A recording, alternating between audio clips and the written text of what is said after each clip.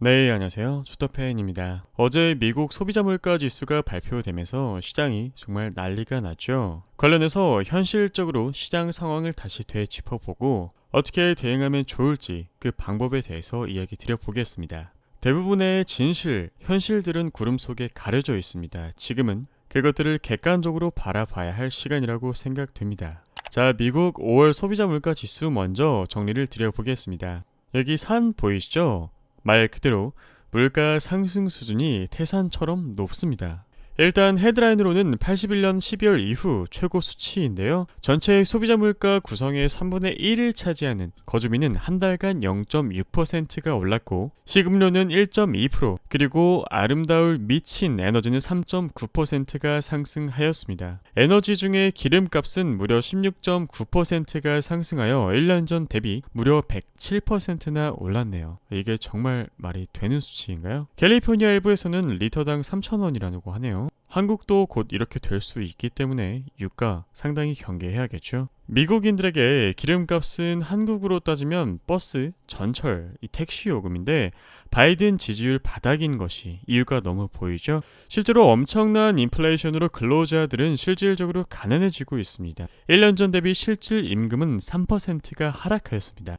이런 이유들 때문에 현재 미국 시장은 하락하고 있는데요. 일단 페드가 금리를 경기 신경 쓰지 않고 마구 올려서 시장을 죽일 것이라는 우려가 반영되는 것이겠죠. 엄청난 소비자 물가 지수, 강한 긴축, 주가 하락, 또 엄청난 소비자 물가 지수, 강한 긴축, 주가 하락. 이 무한 반복이 데자뷰처럼 매달 반복되고 있는 겁니다. 분명 공산품의 엄청난 재고, 고용, 주택가격 등에서 인플레 고점 신호가 조금 보이는 것은 분명한데요. 중국마저도 나름 변화를 주면서 긍정적 시그널이 있는데 유가가 이 모든 것을 깡그리 삼키고 있습니다. 이 사이 러시아는 최고의 호황을 구사하고 있고 미국의 요청에 신경도 안 쓰는 사우디 역시 경제 성장률이 10%에 이르는 대호황입니다.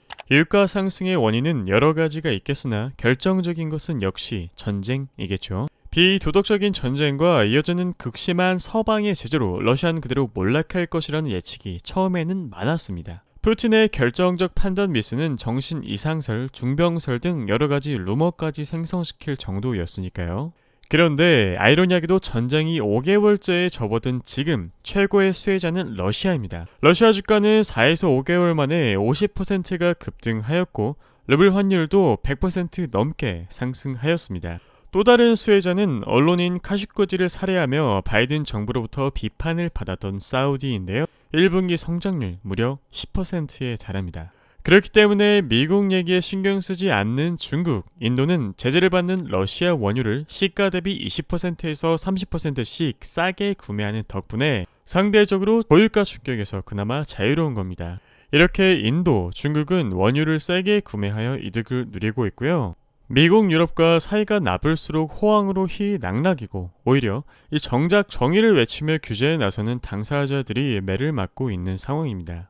서방 세계가 그렇게 적대시하는 나라들은 엄청난 대호황을 누리고 있고 그 호황을 지원하는 주체는 다름이 아닌 전 세계의 일반 국민들입니다. 엄청난 휘발유 가격을 지불하고 있고 비싸진 음식을 울며 겨자 먹기 식으로 어쩔 수 없이 소비를 하고 급등한 모기지 금리로 은행에 이자를 갚고 나면 생활비가 없습니다. 권선징악의 교훈은 동화 속에서나 있는 것인가요? 이 모순적인 상황을 선진국도 알고 있겠죠. 그냥 사우디 방문하고 이란, 베네수엘라 규제 완화시키고 중국 관세 철폐하고 이런 말 잔치가 아니라 정말 근본적인 액션이 필요할 때라고 생각이 됩니다. 일단 인플레이션이라는 불을 끄기 위해서 연준은 무엇을 해야 될까요? 연준은 긴축을 멈출 수 없을 것 같습니다. 9월 빅스텝도 이제는 시장이 반영할 것 같군요. 성장을 반영해서 경기 침체 우려 속에 금리가 떨어질 수 없는 환경이 되어버렸습니다. 사태를 진정시킬 핵심 키워드는 일단 전쟁과 유가라고 보고 있는데요. 현재 유가가 오르는 이유는 일단 전쟁 때문이라고 볼 수 있겠고 전쟁 이슈는 미국 정부나 연준이 컨트롤할 수 없는 이슈입니다. 푸틴의 불확실성 때문이죠. 유가 상승으로 인한 소비자의 이동 감소는 결국 소비를 둔화시키고 쇼핑 감소, 자동차 수요 감소 등 이는 소비자 물가의 다른 항목 둔화에는 또 긍정적 요인일 수 있겠습니다. 실제 생활비, 주거비용 그렇게 큰 폭으로 오르지는 않았는데 에너지 쪽에서 워낙에 많은 상승이 일어났었기 때문에 이번 소비자 물가 발표 부정적이었던 이유가 유가 때문이라고 볼 수 있겠죠. 유가가 얼마나 심각하냐면 현재 미국의 소비자들은 주유비로 1년 전 대비 2배 이상 혹은 연초 대비 1.5배 이상 지불하고 있습니다. 4인 가족 기준으로 자동차 2대, 주 1회 주유 가정을 했을 때 월간 세대 주유비는 최근 5년 평균 400달러 선에서 1000달러 이상으로 급증한 상황이고요. 이는 20년간 최고 수준입니다. 지금 차를 몰고 다니시는 한국 분들도 느끼실 거예요. 월 주유비가 20만원 선에서 끝났다라고 한다면 지금은 30만원, 아니 거의 40만원 가까이 내야 차를 몰고 다닐 수 있을 정도로 주유비가 너무 많이 상승해버렸죠. 자, 주거비의 경우 미국은 일반적으로 1년 단위로 계약을 하는데 올해 말까지는 기존 계약 만료에 따른 가격 인상 추세가 유지될 가능성이 높긴 하지만 현 시점에서 주택 가격이 피크아웃하고 있을 가능성이 높기 때문에 결국 렌트비도 안정화될 가능성이 높다고 보여집니다. 그래서 긍정적으로 보자면 연준의 금리 50bp 인상은 5월 4일 이미 결정되었고 통화정책의 내부 시차를 고려하면 당연히 연준은 기존 50bp 인상을 유지하면서 2월에서 8월까지 데이터를 일단 지켜볼 것이고 당장 자신들의 스케줄에 변화를 줄 가능성은 낮다라고 긍정적인 시각을 가져볼 수 있겠습니다. 그래서 일단 단기 인플레이션의 피크아웃을 결정지을 키는 전쟁 종결 여부로 보여집니다. 개인적으로 일시적인 경제 둔화는 어쩔 수 없이 겪어야 하는 수순이라고 보여지는데요. 증시 하락에도 무조건 주식을 사라고 외치는 전략, 지금은 실패할 확률이 높고 위험합니다. 떨어질 때마다 그냥 계속 사라고 하는 사람은 듣는 사람의 현금 흐름을 생각하지 않고 있을 확률이 높습니다. 우리가 살면서 중간에 크게 목돈 들어갈 일도 있을 것이고 지금 시중금리가 올라갔기 때문에 내야 할 이자의 양도 늘어나서 매달 지출 또한 늘고 있는데 개인의 현금 흐름을 생각한다면 당연히 저렴한 가격에 사는 게 좋으니까 적어도 예수금을 일정 비율 유지하면서 보수적으로 시장을 바라봐라 이렇게 말을 해주는 게 좋겠죠. 그래서 제 생각은 일단 연준이 해야 할 것을 해결한 다음 그러니까 시중에 풀린 유동성을 흡수해야겠죠.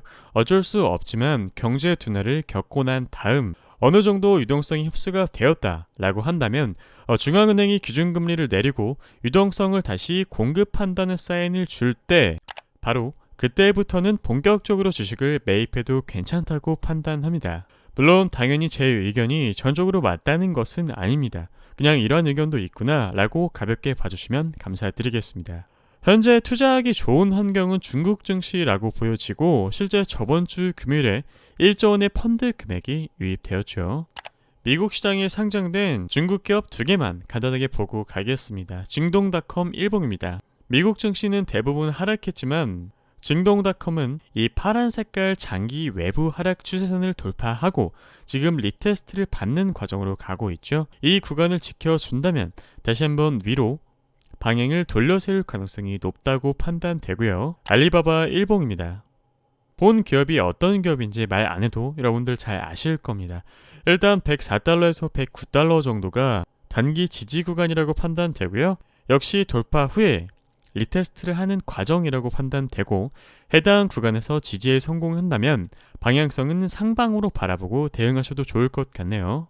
이번에는 미국의 TQQQ 일봉을 보겠습니다. 한국 분들 많이 투자하셨을 텐데 물리신 분들이 좀 많이 계실 거라고 생각됩니다. 24에서 26달러가 단기 지지 구간인데 먼저 첫 번째 지지는 성공했지만 다시 또 내려오고 있는 상황이죠.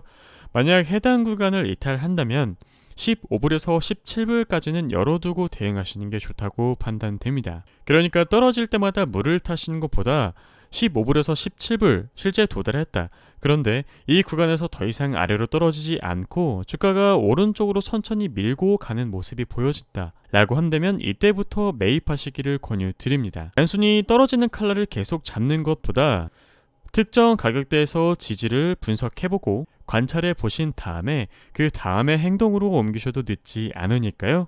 보다 신중하게 대응하시기를 권유드립니다. 그래서 결론적으로 미국 시장은 어떤 주식이든 한 차례 더 하락한 다음 바닥을 다지는 움직임을 확인하신 다음에 천천히 접근하셔도 절대 늦지 않으니 조금 방어적인 보수적인 태도로 대응하시기를 권유드립니다. 더 넓은 거시경제의 방향성을 잡아보시고 합리적이고 객관적인 생각을 직접 해보며 투자를 배워나가시는 데 도움이 되셨기를 바랍니다. 감사합니다. 오늘 여러분들과 함께한 교육 자료 도움이 되셨다면 구독, 좋아요, 알람 설정 부탁드릴게요. 감사합니다.